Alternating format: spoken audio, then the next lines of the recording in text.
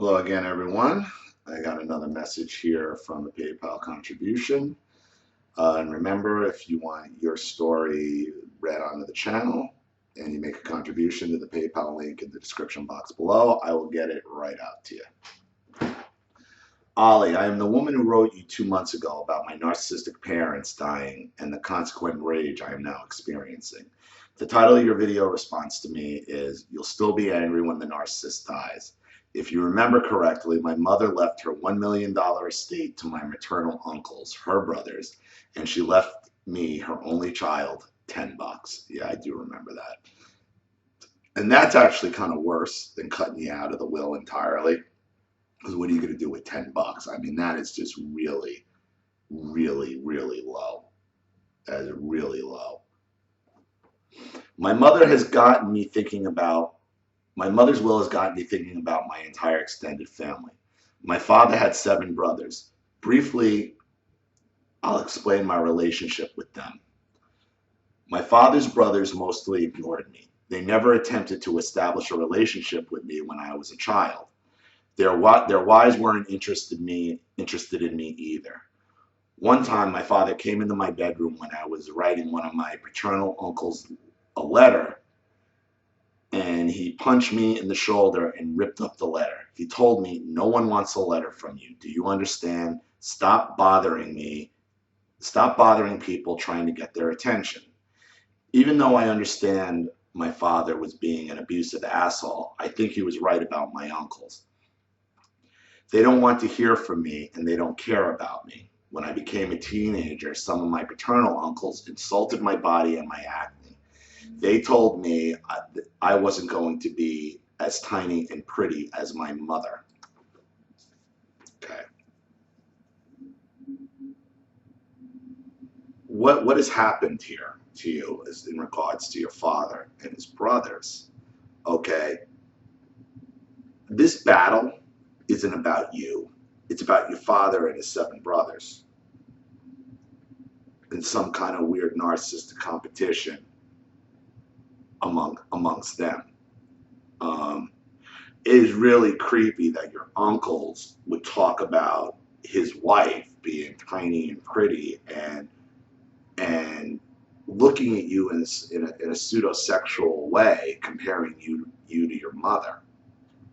I mean, that is a huge, huge red flag right there. Huge red flag. It shows that there's no boundaries, that there's obvious hostility amongst the family that really has nothing to do with you. It's about your father and his brothers and some weird internal competition where a lot of this generates from.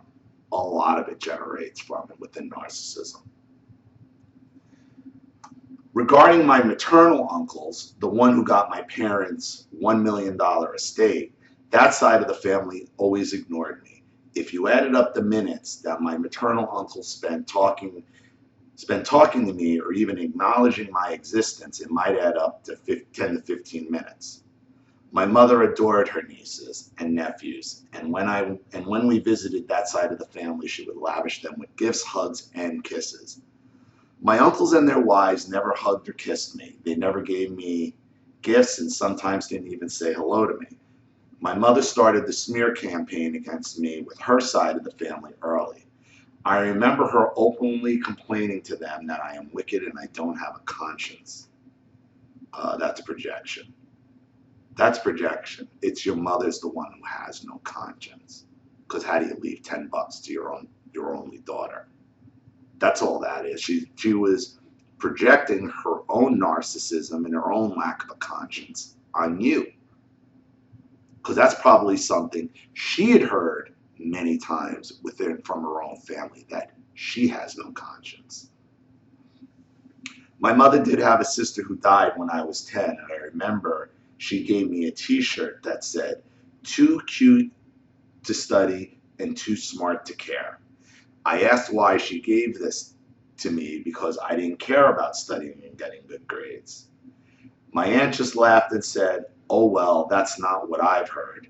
Can you see my mother already started the propaganda campaign against me that early, and the family believed it?"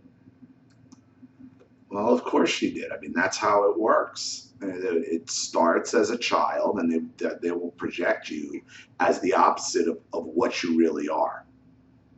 And that is only to protect their own narcissism and protect themselves from being called out. Ollie, I've tried telling this story to therapists and I get blank stares and crickets. I am not allowed to be pissed at my extended family. Am I not allowed to be pissed at my extended family for ignoring me and not caring about the abuse I endured my whole life? I was a sweet little girl.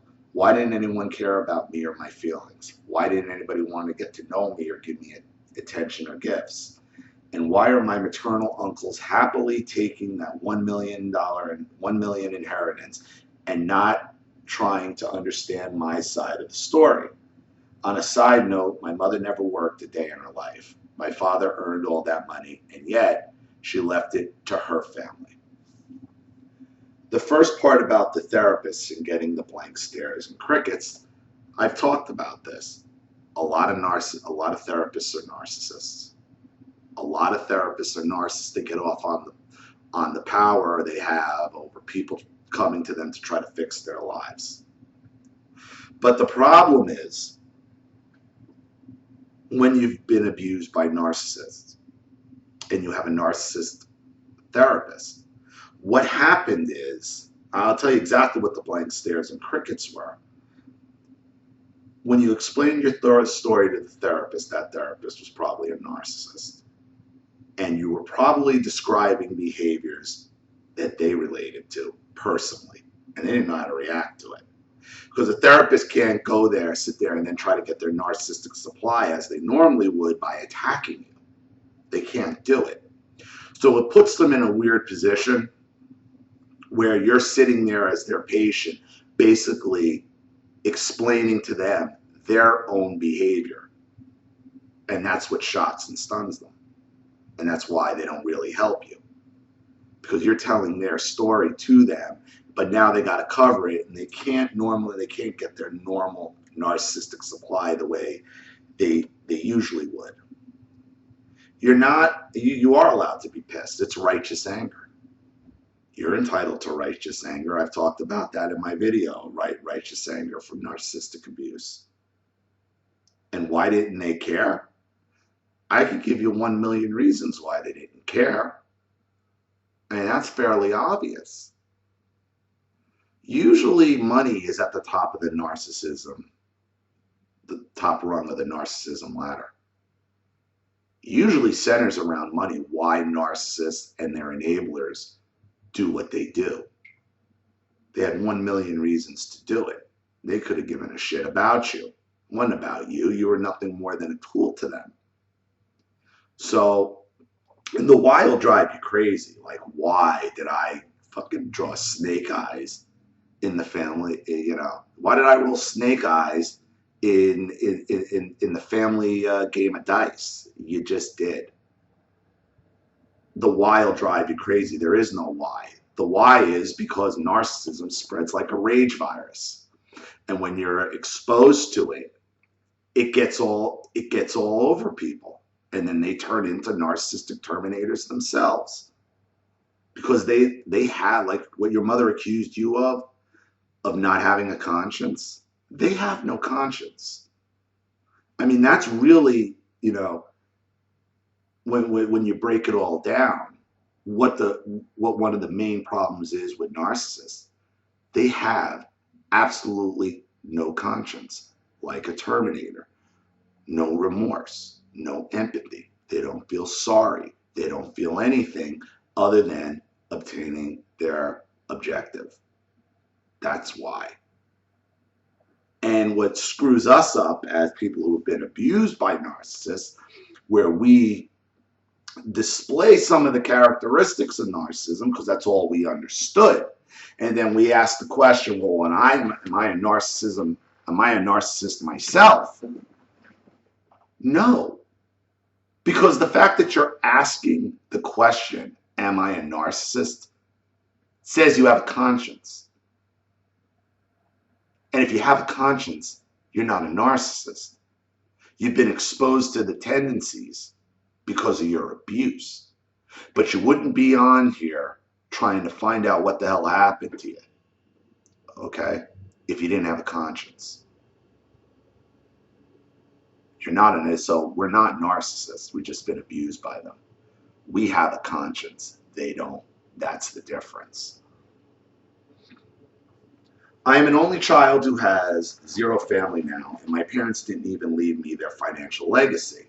How can you do that to your child? How can an entire extended family collude with it? I'll give you a million reasons why. I might understand it if I had become a reckless person. My only crime is I grew up without any trouble, left home at 19, and have lived a normal life. I've never done drugs or abused alcohol. I've always been financially responsible and never asked my parents for one penny. I never even smoked.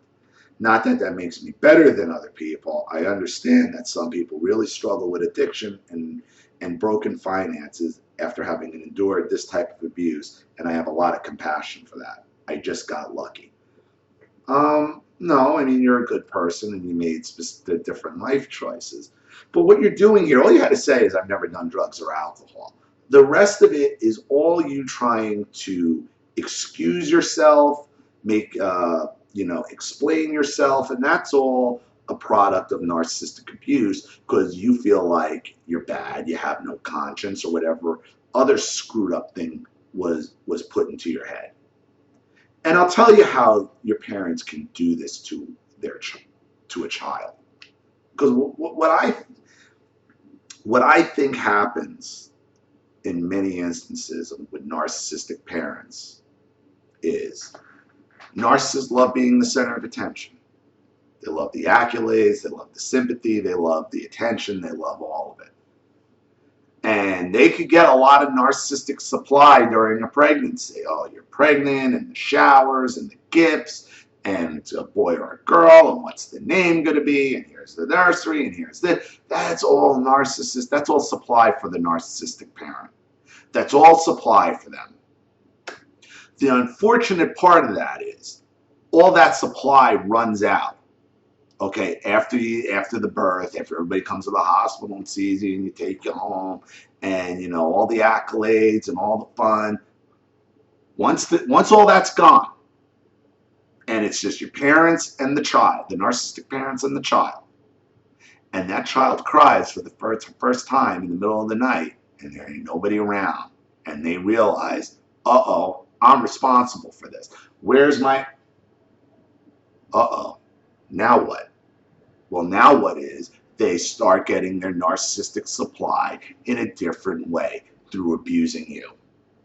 Through abusing the child, putting the child down, because they got to get it from somewhere. That narcissistic supply runs out once you're born. And they got to get it elsewhere. And they usually do, and that's when they turn to abuse. That's when they turn to the gaslighting. That's when they turn to making you look bad to other family members and friends and all that, because at the end of the day, they resent you for even being born. They resent you for not being able to carry their load of narcissistic supply and just give it to them just by being there. That's where I think a lot of that comes from. I am very angry that my entire extended family ignored me my whole life, took my mother's side against a sweet little girl, and now they are benefiting financially from my mother's evilness without even giving me a second thought. Can you support me in my anger? Am I a weirdo for being angry at them too?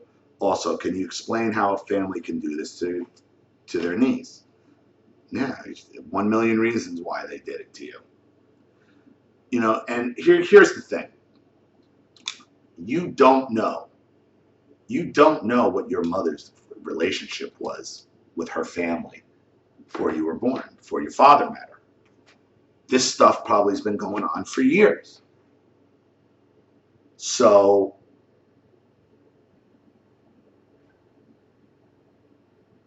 you don't know exactly what you're dealing with is and where they're coming from.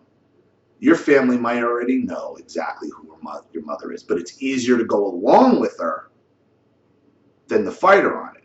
But again, they had 1 million reasons to do it. But one thing has occurred that does occur to me with your story, and it's the part where you're talking about your mother giving the nieces and nephews, your cousins, all these gifts and attention and so on and so forth, and that's what the uncles did as well, and the aunts and the uncles did as well. Here's the thing, now that happens in front of other people. Now your mother and your father both probably could both come from families of where narcissism has spread like a wildfire, has spread like the rage virus. Keep in mind, narcissists act differently in front of other people than they do in private. Just like we talked about how a narcissist will treat you like shit at home and then put you on a pedestal in front of other people for their own narcissistic supply. I'm wondering if that's what was going on with your cousins. That they might have similar stories about how they were raised with their parents at home and you just don't know about it. Now, it's possible you would know better than me, and it's possible that they're all just screwed up. But if I had to put money on it, I would think that your cousins, the ones that were more your age, have very similar stories. Okay, because how many times have we heard from people that were put down by their narcissistic parents at home, made to feel bad for their accomplishments, anything they did was shit on. But then when they were out in front of family and friends, they were the greatest thing ever. That might be what the type of narcissism your cousins have endured. So, but you would know that better than I would. That's a question you would have to ask yourself. And you know, when you say how could they do this to their niece, it's over the money. It's obviously over the money, and it's over narcissistic supply as well. You know, this stuff just permeates and it continues and continues and continues. Look, if you had a decent family, they never would have taken that money. They would have said, here, we're going to make sure you don't get cut out and do what's right and do the right thing. That's not what they did here. You obsessing about them, you're putting yourself on trial for them. When you were writing those letters or doing whatever, trying to tell them, you were just feeding into their narcissistic supply, giving them power that they didn't deserve. Hoping for an outcome that was never going to come from these people. Look who they are. Look what they did to you as a child. None of this should shock you. What should have shocked you is if your family turned around and did the right thing and said, we're not going to allow this to happen. We're not going to allow you to be cut out of the will. We're going to make sure you get your fair share because that's the right thing to do. That would have been truly shocking. Not any of this. All this fits in the perfect pattern of narcissism. And that is where your righteous anger should come from. Because you didn't have a chance. The why will drive you crazy, but you gotta forget the why. You just gotta accept this is who these people are. This is how they choose to live their lives. Fuck them. I'm moving on. I'm moving on. Because if you ever try to address your uncles, especially directly, you're just giving them what they want. Making it seem like you're begging, trying to explain yourself, and then that way they can still turn around and gaslight you and call you a liar, and then you're madder and madder and angrier at yourself, which is exactly what they want. That's what they want. That's why they do it. They want to protect their $1 million. They want to protect their own little fucked up shit that's going on. But I would almost guarantee you your cousins aren't like these loved children in their own homes. I guarantee you behind closed doors, they're dealing with the same shit you're dealing. Because there's no way they could just single out one niece, one cousin, and say, all right, we're going to get all our, that's the problem right there, that kid from an early age. No way. No way. They got to be abusing your cousins. I'm sure it's happened. It's had to have happened. And if you're just caught up because you're just in the full-on you're always bad type of narcissist, where I think your uncles are the being narcissists behind closed doors and then shower with accolades in public. Okay? None of this of their behavior, what they do, should shock you at this point, though.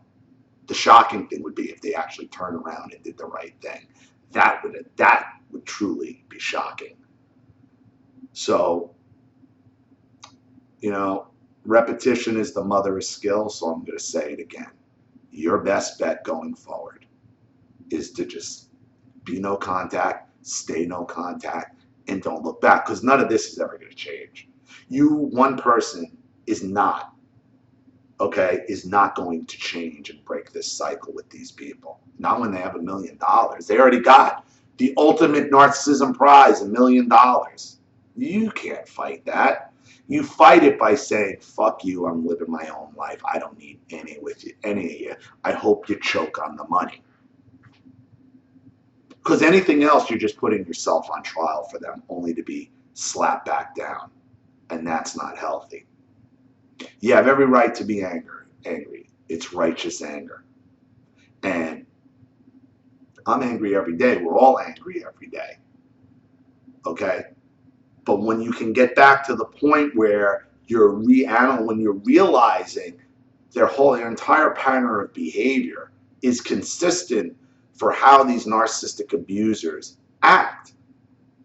Okay, when you realize that, okay, that there is nothing you can do, you roll snake eyes in the family department, it sucks and that can make you angry. But at least you'll be able to get back to the point where you know it's not me.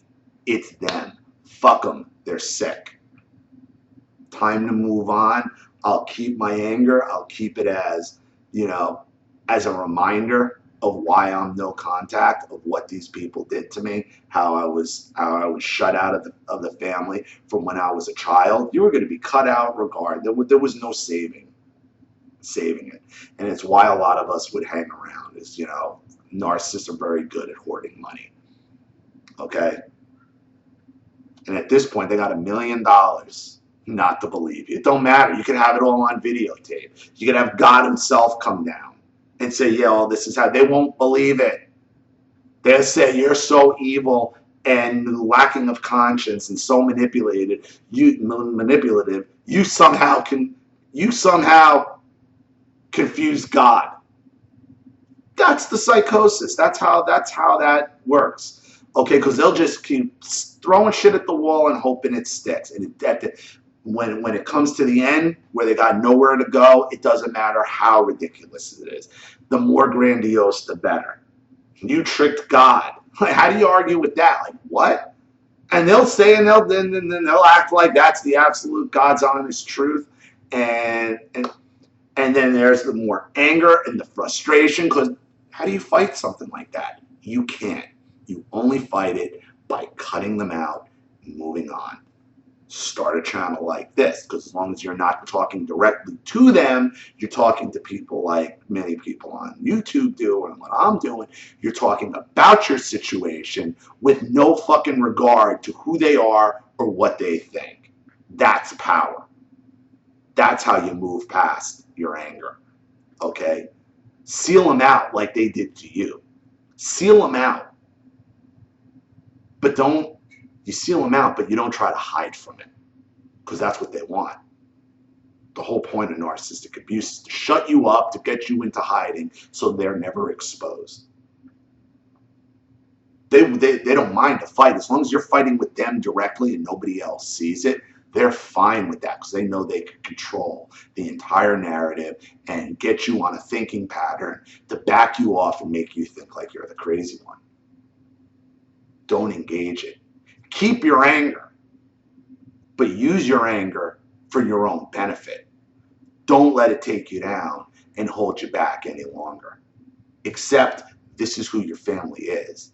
They're shit, and they're not to be trifled with any longer. And I think you'll be more stable. I can't guarantee your anger. You're never going to get over that anger. Who could? How do you get rid of 20, 30, 40, 50 years of anger from deliberate abuse. Deliberate, calculated abuse. Asking to get over that anger in a week, in a month, in a year, in 10, you can't. This stuff has been going on for decades. What you need to do is use your anger from narcissistic abuse as a benefit. You got to figure out how to channel it into something positive. Talk about your story without talking to them. And that's how you get past it. Thanks again for your story. Thanks for your contribution. Thanks everybody else for watching. Please leave your comments in the comment section below. And again, if you want your story on the channel, just make a contribution to the PayPal link in the description box below, and I will get it right out to you. This is Ollie Matthews. Thanks for watching. I'll see you all again shortly. Bye.